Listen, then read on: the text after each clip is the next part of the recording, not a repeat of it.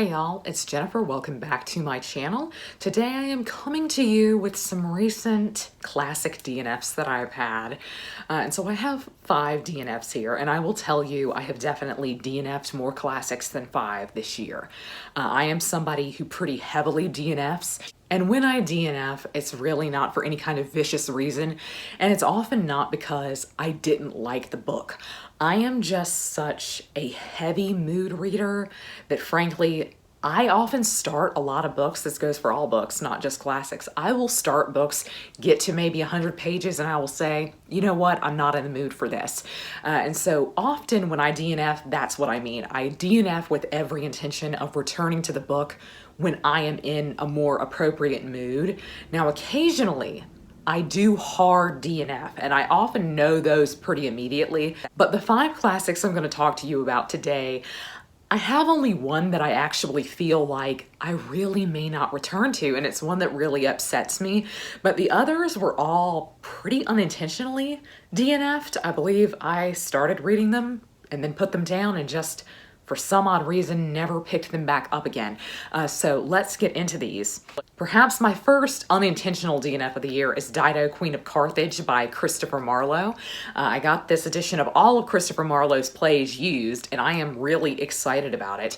And I've only read one play by Christopher Marlowe, that's Dr. Faustus, but I would say Dr. Faustus is one of my favorite classics of all time. It's absolutely one of my favorite experiences of studying a book. I really enjoyed studying the play when I was in college, and I had the opportunity to read it several times, and I enjoyed it more and more every time. Christopher Marlowe is a Renaissance playwright who was technically writing around the time of Shakespeare, and so there's often a lot of comparison between Christopher Marlowe's plays and Shakespeare's plays, and there's often a lot of argument about whether or not, had Christopher Marlowe lived longer, had he written more, would we view him in the same lens as Shakespeare, because he certainly was as good in some of these plays. And I didn't DNF Dido, Queen of Carthage because I thought it was bad.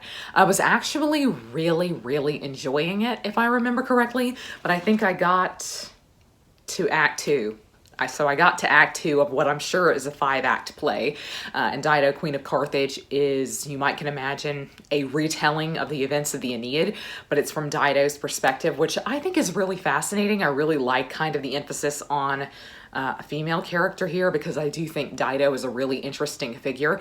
But there's so much that kind of goes into the back end of these Renaissance plays, these English Renaissance plays, where you have to kind of think about the fact that potentially playwrights would write certain roles with certain actors in mind.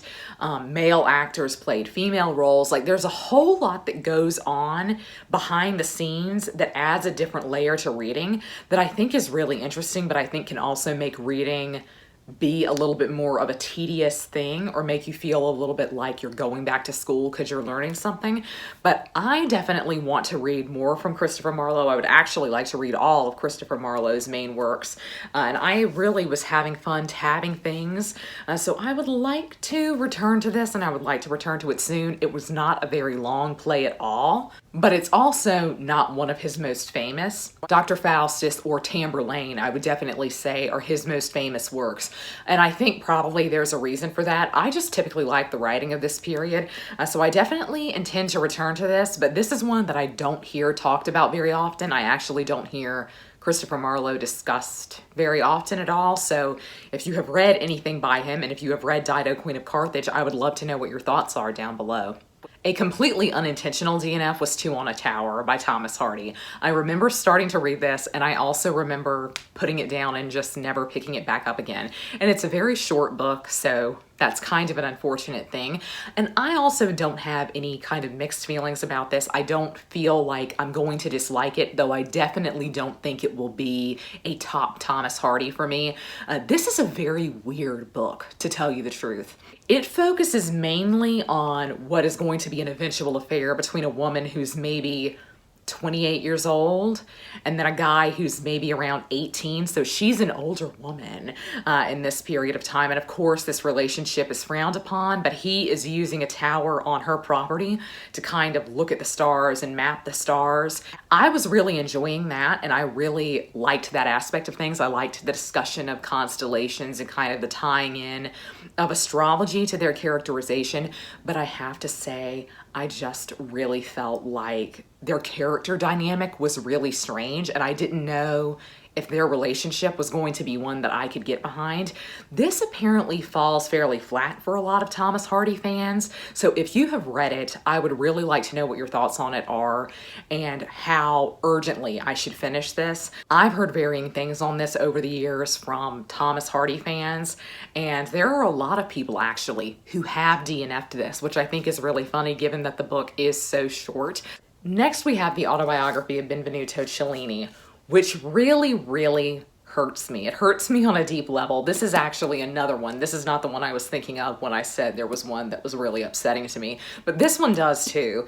And so this is a classic of the 1500s, and it's written by an artist, Benvenuto Cellini. He was kind of a famous goldsmith and a sculptor, and I really enjoy his art. And he also lived a very interesting life. He's somebody that was present for a lot of things, particularly in Rome's history. And so I've always heard this autobiography discussed as being very colorful, that he often kind of places himself in positions of importance during these really important historical events, that he's often somebody who is interacting directly with the great historical figures of the period and making decisions, and he kind of single-handedly saved the city of Rome from the sack of the French. And I think there's a level of humor in that, definitely, but I never got as far as kind of the sack of Rome in 1527, which is kind of his big moment, his moment to shine, so to speak. But I didn't even get out barely of his childhood because he was already so self-congratulatory. It also was written very cyclically. It was very repetitive, which was really interesting, kind of showing that he did the same thing multiple times, that he interacted with the same people, got into the same situations multiple times and didn't learn from them, which I think was fairly impressive and probably very realistic to his life. I won't say that I think everything he said was a lie or an embellishment, but I did find this to be very oddly written. I don't know how much of that is due to Benvenuto Cellini himself, or if there were a lot of decisions made in the translation of this work. There were like no paragraph breaks at all.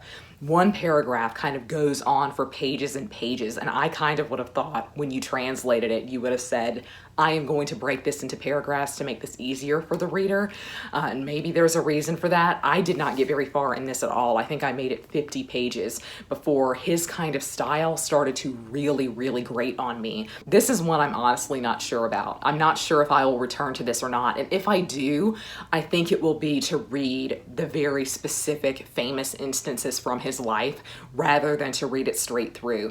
I had really high hopes for this. I really thought this could be interesting. I thought it could be a very intriguing look into the 1500s and into the world of art as a business, which I think is really fascinating.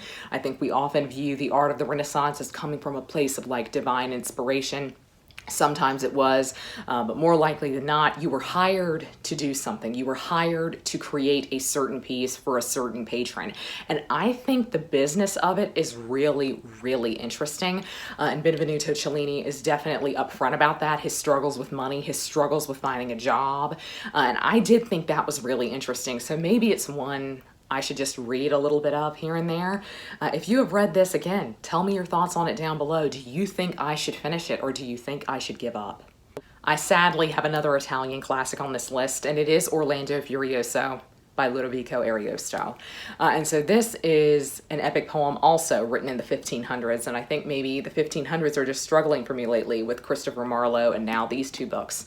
This is an epic poem that kind of takes place during the age of Charlemagne, and so it's supposedly, I think, in a way, kind of a retelling of the Song of Roland, which I really enjoy. But there is also an element of repetitiveness to this. And I don't necessarily like that. It's something, though, that is endemic to epic poetry as a style.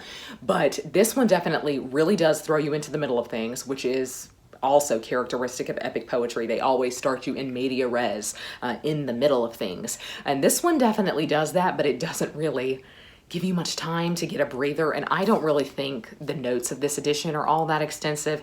It also translates this into prose, which is one of my biggest pet peeves, and I should have listened to you guys, because a lot of y'all said to me when you heard that this was written in prose that I probably wouldn't like it, and I often have to wonder if that's really what my issue with it is, if it's not so much the story and the repetition as it is that it's written in prose. But the translator does kind of signal you to when a stanza would break up. You can see how big it is. So I definitely think space was kind of an issue. I think that's probably largely why they decided to go with prose rather than poetry.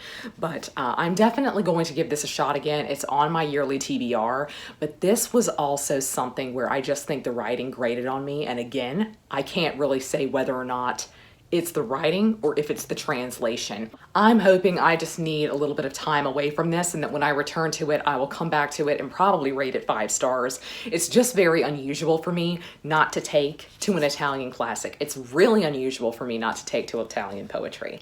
So this kind of pains me too, but I definitely do plan on returning to this one. Last but not least, this is the one that physically pains me, and I cannot believe I DNF'd this, but this is the one that I genuinely don't know whether or not I will return to, and that's The Last Man by Mary Shelley.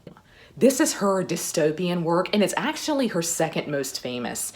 And I find that very hard to believe. Having now read multiple things by Mary Shelley, I am genuinely shocked her historical novels don't get more attention. And I do see that maybe this one has more mass appeal, but this book is almost entirely about concept. It's all about idea. And so the characters completely fall by the wayside. She is very interested in talking about these big romantic concepts, these big romantic ideas, and she's not very interested at all in forming a plot and involving the characters in that plot. But the thing is, it could be so good. The plot is very interesting. The characters are very interesting. And what's so interesting about the characters is that they clearly echo people in her real life. You were clearly meant to infer that the main character is her, that 2 guys that she knows are Lord Byron and Percy Shelley, that the other women that she comes into contact with also have kind of historical counterparts.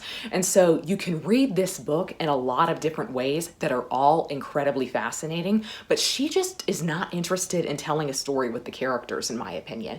And this is all about kind of a plague wiping out humanity and who is the last man. And where I'm at, I am halfway through the book. The plague has barely been discussed. This book is not at all about the plague, probably until the second half. So I do think discussing it through that lens does it a disparity, and I think it probably is why I largely have not enjoyed it, as I thought this book had a real plot element to it, a plot machine to it, and it doesn't. I think it does the book a disservice to kind of talk about it as just a dystopian book, because there's quite a bit of this prior to the second half that's very interesting, that has absolutely nothing to do with the world ending with the plague, because she has set this in the future, and her idea of what the 21st century is so genuinely interesting. I mean, it is so fascinating. Her mind is truly unparalleled. And just talking about this makes me want to give it 5 stars, and it makes me want to sit down and start reading it, because I do just love Mary Shelley, but nothing's happening in this book. The interesting thing is you know things did happen, but they happened off page. Characters will have a conversation and be like, well, so-and-so is going to go to Greece and solve this with the political rebels because there is a war ongoing in Greece. And you think, well, great, that's awesome. We're gonna get to go to Greece, and that'll be really fun to see this kind of Lord Byron character, as you might can predict, and see what he does and how he kind of combats the war in Greece. But then on the next page, he has come back from Greece, and things are over, and that's really not worth discussing anymore. So where there is opportunity for something interesting to happen, she doesn't take advantage of it. But she is apparently very interested and only providing a portrait of her main character, which I think is a stand-in for herself, really. This kind of middling person who is going to be the last man on earth. And truly, it's sad that that's the way she sees herself. And it's truly sad in the book that you know that's where it's going. That's how it's set up. And it is just so achingly sad. And it's beautifully written, but you just want more from it. I do think the ideas she's playing with are so interesting because they're almost not romantic. They are romantic in that she acknowledges kind of what has built up the age of romanticism, right? But she does this in a way so that she can bring it down. Her ideas in this book are that romanticism can't save you. Art doesn't save you. Imagination doesn't save you. They can't save you from this plague. And it's really just genuinely sad. I mean, it's really, really sad, and it's deep. And I just feel like I should love it because standing here talking about it, I really want to read it. That sounds incredible to me. It sounds right up my alley, but I just feel like I want something from the book that it's not providing to me. And I made it halfway through this book. This is the book on this list that I gave the longest amount of time before I just said I can't do this anymore. And so in so many ways, I'm just scared this book is not for me, which really hurts me because Mary Shelley is one of my favorite authors and I just love her writing. But I wonder now if her historical novels and Frankenstein just work better for me than her dystopia. This book is clearly kind of her ode to grief. She was going through a lot when she wrote this, and so in a way I understand why the book is the way that it is, but I just want so much more from it. And so if you have read this, please encourage me down below. Please tell me it gets better and tell me to pick it up because I really don't want to abandon this one. So those are 5 classics that I have recently DNF'd, and I would love to know if you think I should prioritize some of these over the others, or if you think I should abandon some of them. I would also love to know if you have been DNFing any classics recently. But that's going to be all for me today. I hope you're all having a great week. Happy reading. Goodbye.